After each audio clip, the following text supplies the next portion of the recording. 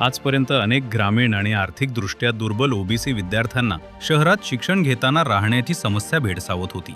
जागेअभावी काही ठिकाणी वसतिगृह सुरूच होऊ शकले नाहीत. पण आता माननीय मुख्यमंत्री देवेंद्र फडणवीस यांच्या नेतृत्वाखालील महायुती सरकारचे महसूल मंत्री चंद्रशेखर बावनकुळे यांनी विद्यार्थ्यांसाठी मोठा निर्णय घेतला आहे. आता प्रत्येक जिल्ह्यात ओबीसी विद्यार्थ्यांसाठी वसतिगृहे उभारली जाणार आहेत. सरकारने जिल्हाधिकाऱ्यांना स्पष्ट निर्देश दिले आहेत की प्रत्येक जिल्ह्यात ओबीसी वसतिगृहासाठी जागा उपलब्ध करून द्यावी. वसतिगृहांचा प्रश्न 28 ऑक्टोबर पर्यंत मार्गी लावा, महसूल मंत्री चंद्रशेखर बावनकुळे यांनी आदेश दिलेले आहेत. राज्यातील इतर मागासवर्गीय समाजातील विद्यार्थ्यांसाठी प्रत्येक जिल्ह्यात वसतिगृह, कार्यालय आणि अभ्यासिका उभारण्यासाठी सर्व जिल्हाधिकाऱ्यांनी तातडीने कार्यवाही करून जागा निश्चित करण्याचे आदेश देण्यात आलेत.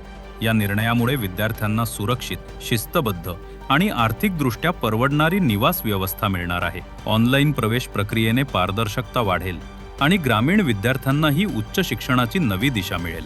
महाराष्ट्र शासनाने ठाम निर्धार केला आहे की सर्वांना न्यायाने व समानतेने शिक्षण देण्यासाठी आम्ही कटिबद्ध आहे.